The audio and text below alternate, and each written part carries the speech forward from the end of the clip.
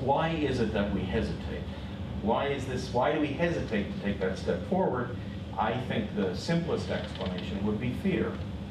The power people are afraid of being hurt. The love people are afraid of hurting others. And what I've learned from Margaret Wheatley is it's not about waiting until you're not afraid anymore. It's about stepping forward even though you're afraid. And there's a wonderful story. My middle name, it's a little known fact, but my middle name is Moses. So I have a great interest in Moses stories, and the third workshop of this Jewish-Israeli team is held in Eilat, which is the southernmost city in Israel, right next to the Red Sea. And I'm standing by the window of the conference center looking at the Red Sea, and next to me is the oldest guy on the team. His name was Shlomo Pappenheim, an 85-year-old ultra-Orthodox rabbi. And I asked him, do you know anything about Moses? He said, well, I have been studying it for 80 years. Yeah, I know. He said, let me tell you the real story about the Red Sea. It's not what you think.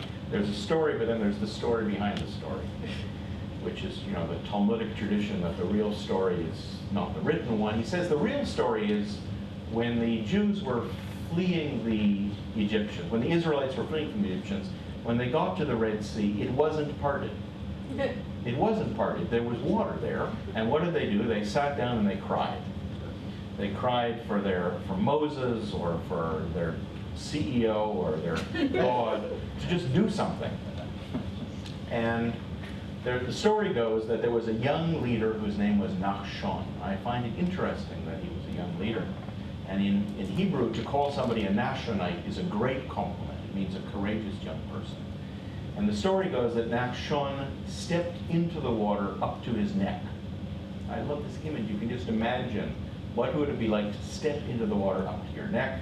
And the story goes, it was the act of stepping into the water which split the sea and created the path.